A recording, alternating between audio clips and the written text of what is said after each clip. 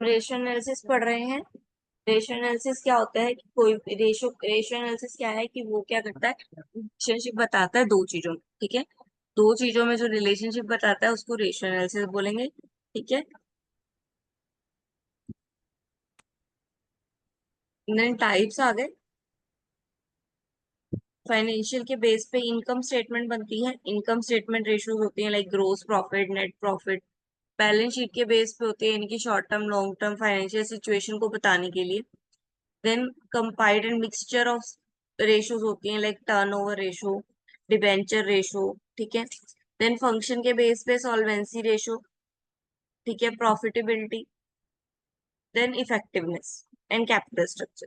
और लिक्विडिटी के रेशो पे यानी कि शॉर्ट टर्म के बेस पे करंट रेशो, एसेट रेशो और कैश रेशो। तो सबसे पहले आता है लिक्विडिटी, सबसे छोटी चीज, ठीक है, short term that is liquid. Liquid के लिए सबसे फर्स्ट रेशो है करंट रेशो। करंट रेशो में क्या किया जाता है, करंट की चीजों को दोनों के बीच की रिलेशनशिप को बताया जाता है, like current asset divide by current liability. Current assets में क्या आएंगे, cash, bank, short term investment, इनकी बहुत करंटली चीजें, रिसेंटली होने वाली चीजें, वो सब करंट एसेट्स में आएंगे।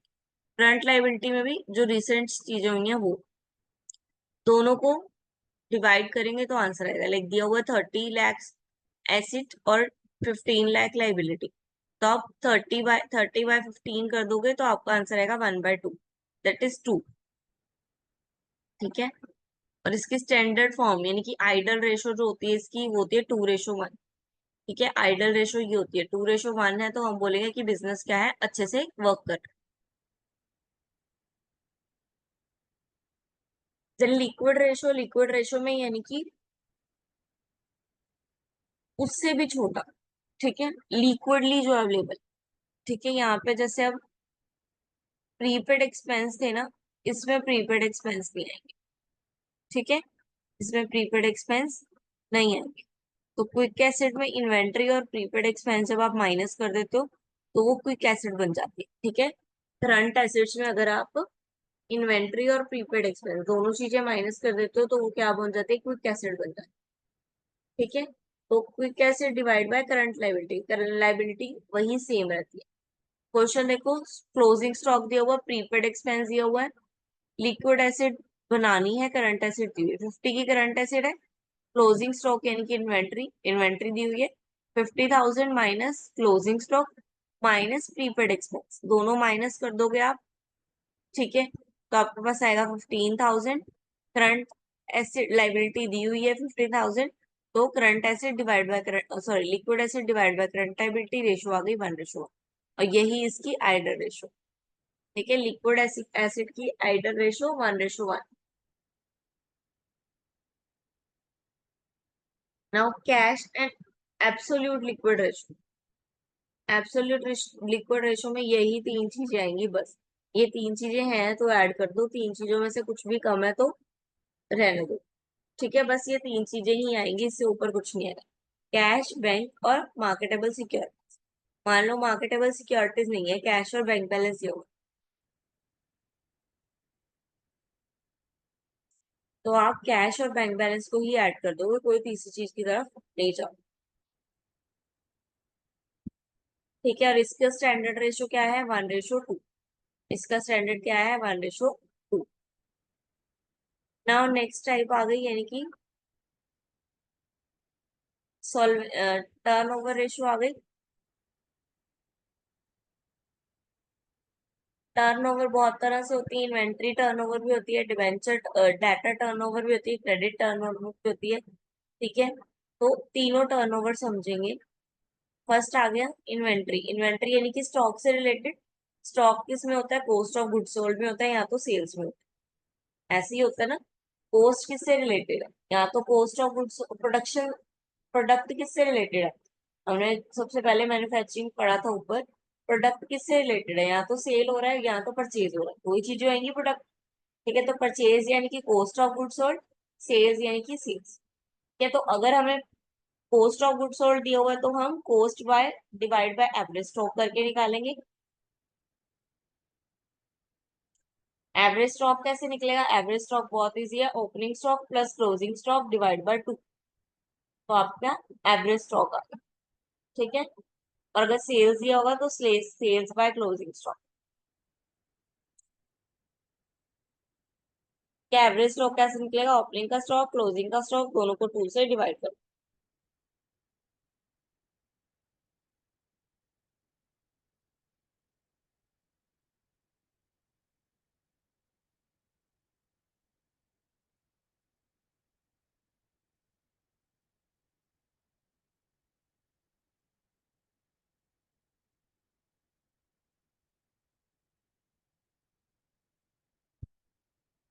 देन इन्वेंट्री का अगर पीरियड निकालना हो, यानी कि ये निकालना है कि वो कितने टाइम के लिए है हमारे पास, या हमें कब नहीं लेनी पड़ेगी, तो उसके लिए हमें पता होना चाहिए ना कितने टाइम तक हमारी चलने वाली है चीजें।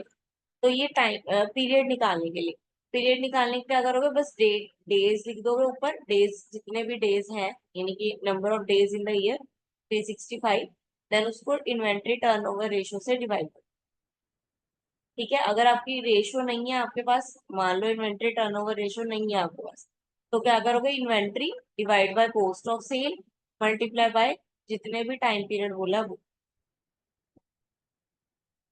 ठीक है, तो एक साल में 365 डेज होते हैं, 52 वीक्स होते हैं, और 12 months.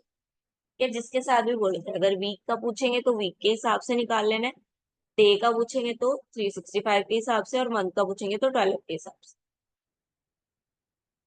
Then debtor turnover ratio same ही है, उसमें स्टॉक की बात थी तो स्टॉक लिया था, इसमें डेटर की बात कर रहे हैं तो डेटर लेंगे। ठीक है, तो debtor net credit sales divide by average account receivable यानी कि डेटर्स। ठीक है, जो जिसकी बात हो रही है वो इसमें नीचे आएगा, तो डेटर की बात हो रही है तो डेटर नीचे आएगा। एवरेज अकाउंट रिसीवेबल यानी कि एवरेज डेटर ही बोला हुआ, ऊपर सेल्स आ गया। तो एवरेज डेटर निकालना है तो क्या करोगे, opening debtor plus closing debtor divide by 2, दोनों को कर दोगे तो एवरेज डेटर्स आ गए।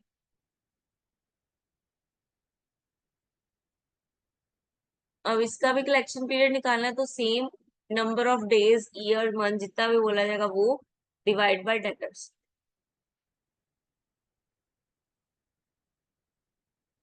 देन क्रेडिट के केस में भी सेम ही है, क्रेडिट के केस में भी आपको सेम ही करना है। नीचे पेबल यानी कि नीचे क्रेडिटर आ जाएगा, ऊपर क्रेडिट सेल की जगह क्रेडिट परचेजेज आ जाएगा। ये फॉर्मूलाज आपको लिखने पड़ेंगे तभी आपको याद होंगे, एक प्रॉपर कॉपी पे पेज पे सारे फॉर्मूलाज लिख लो ताकि आपको याद है। देन प्रॉफिटेबिलिटी रेशियोज आ गई, यानी कि जिससे प्रॉफिट होता है वो वाली रेशियो। सबसे पहले ग्रॉस प्रॉफिट, प्रॉफिट है ना तो प्रॉफिट पहले, ग्रॉस प्रॉफिट।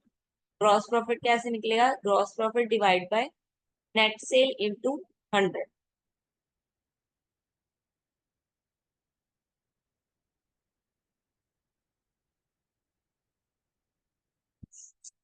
ठीक है, then operating ratio, cost of goods sold plus operating expenses divide by net sale into 100, ये ऑपरेटिंग रेशियो आ गया। ऑपरेट करने के लिए स्टॉक चाहिए और उस पर एक्सपेंस भी लगेगा, तो दोनों को प्लस करके divide by sales.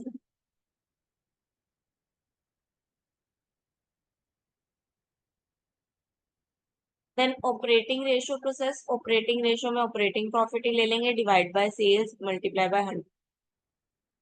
Net profit में नेट प्रॉफिट ले लेंगे divide by sale into 100। Expense ratio में एक्सपेंस ले लेंगे divide by net sale into 100।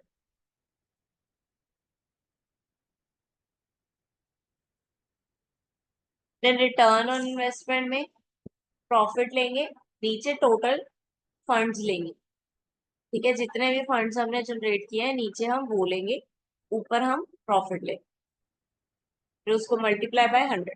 आप देखोगे प्रॉफिटेबल जितनी भी प्रॉफिट वाली है, प्रॉफिट वाली जितनी भी स्टेटमेंट्स हैं, प्रॉफिट वाले जितने भी रेशियोज हैं, सबको मल्टीप्लाई बाय 100 किया। देन इक्विटी पे रिटर्न आ गया तो नीचे शेयर होल्डर आ जाएगा, ऊपर नेट प्रॉफिट आ जाएगा। इसमें से अगर इक्विटी की बात चल रही है तो प्रेफरेंस शेयर्स को माइनस करना पड़ेगा। अगर अकेला शेयर्स होता तो हम दोनों ले सकते थे, लेकिन प्रॉपरली उन्होंने इक्विटी बोला था। आपको पता है दो तरह के शेयर्स होते हैं, इक्विटी शेयर और प्रेफरेंस शेयर। ठीक है, तो इक्विटी की बात चल रही है तो इक्विटी में से फिर प्रेफरेंस माइनस कर दें। अर्निंग पर शेयर, एक शेयर पे कितना अर्न हो रहा है इसको निकालने के लिए क्या करेंगे, profit after tax minus preference divide by number of equity shares outstanding. जितने शेयर आउटस्टैंडिंग में है, यानी कि जितने शेयर हमारे पास है वो नंबर लिख लो। देन डिविडेंड पर शेयर, तो dividend paid divide by number of share. कितना डिविडेंड दिया जा रहा है वो निकालना है अगर, ठीक है। प्राइस कितना अर्न किया जा रहा है पर शेयर पे, अगर वो निकालना है तो market price divide by earning per share.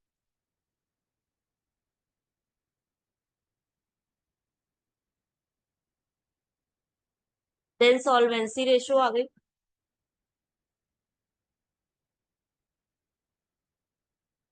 यानी कि लॉन्ग टर्म बताएगी हमें।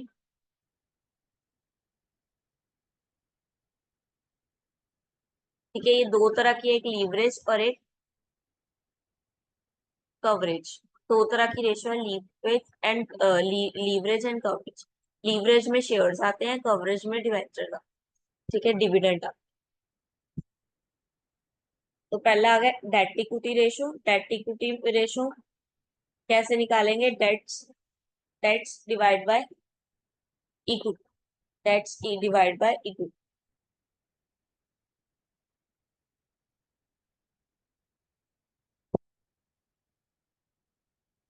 टोटल डेट रेशो निकालनी है तो short term plus long term दोनों ऐड कर लेंगे तो टोटल डेट बन जाएगी। Divide by equity share holder कर दोगे तो आ जाएगा आपका।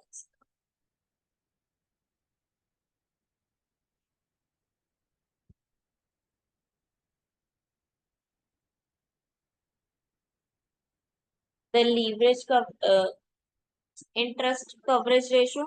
इंटरेस्ट कवरेज में इंटरेस्ट कवर कितना हो रहा है वो, तो इंटरेस्ट कवरेज में नेट प्रॉफिट बिफोर इंटरेस्ट से पहले का नेट बिफोर जो प्रॉफिट है वो लेंगे, और नीचे जो भी फिक्स चार्जेस है इंटरेस्ट के वो लेंगे।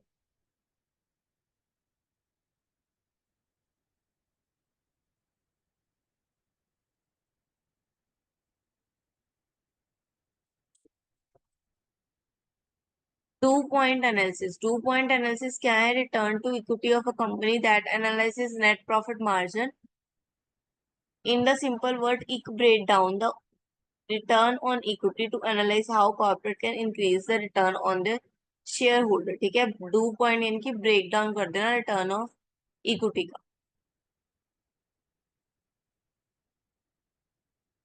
रिटर्न ऑन इक्विटी का ब्रेक डाउन कर देना।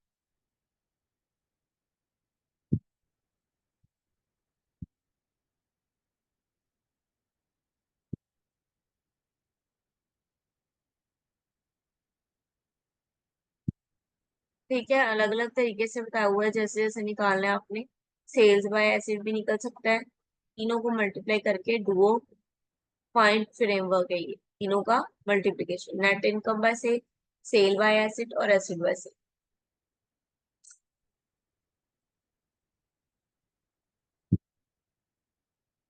समरी आ गई, इसमें क्वेश्चंस भी दिए होंगे आपको। ये देखो, क्वेश्चंस दिए हुए हैं इक्विटी शेयर पे, आपने ये करके देखने हैं। ठीक है, ये क्वेश्चंस आप खुद से करके देखोगे, जितने हो सके। जरूरी नहीं है सारे ही करने, जितने हो सके वो करना। ठीक है, यहाँ पढ़ना क्वेश्चन को पहले, जो डिफिकल्ट क्वेश्चन लगे उसी को ही सॉल्व कर, जो इजी लगे उसको सॉल्व करने की जरूरत नहीं है।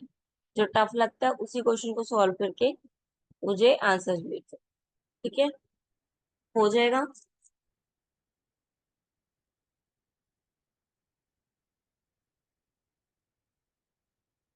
करना है ये, ऐसा नहीं कि आप करो नहीं, ये करना है सबने। Next chapter financial statement analysis.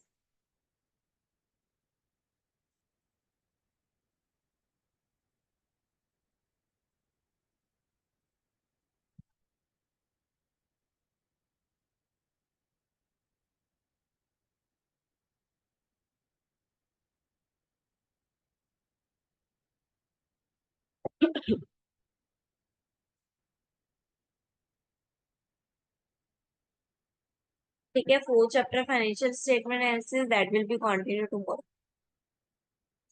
किसी का कोई क्वेश्चन हो, किसी को कोई पूछना हो। रेशियो एनालिसिस में सबसे इंपॉर्टेंट है रेशियोज। आपको ये रेशियो याद होनी चाहिए कि डेटर की कौन सी है, क्रेडिटर की कौन सी है, स्टॉक की कौन सी है, करंट एसेट क्या है, करंट एसेट की रेशियो क्या है, डेटर की रेशियो क्या है, क्रेडिटर की रेशियो क्या है। ये रेशियो लर्न करनी पड़ेगी। ये रेशियो एज इट इज ऐसी की ऐसी आपको लर्न करनी पड़ेगी। ठीक है, आप आज एक काम करो, आज एक पेज लो, उस पे सिर्फ सारी की सारी रेशो का, सिर्फ और सिर्फ सारी रेशो, कुछ नहीं लिखना, रेशो लिखनी है। और रेशो को बनाया कैसे, लाइक उन्होंने बोला था ना क्लोजिंग करंट एसेट। ठीक है, करंट एसेट्स के नीचे उन्होंने लिखा होता कि करंट एसेट बनी कैसे। देन लिक्विड एसिड जब उन्होंने बनाई, या लिक्विड एसिड कैसे बनेगी ये भी लिखा होता, कैसे थी, करंट एसिड में से स्टॉक और प्रीपेड एक्सपेंस माइनस करके। ठीक है, लिक्विड बनी थी ना, तो ये भी लिखना है आपने साथ में कि कैसे कैसे, यानी कि डिबेंचर्स कैसे होंगे, डिबेंचर अगर ना दी हो तो कौन सी रकमें डिबेंचर्स की हैं। ठीक है, ऐसे कर।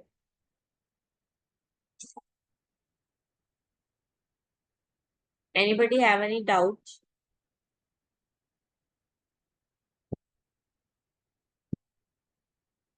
कुछ पूछना हो?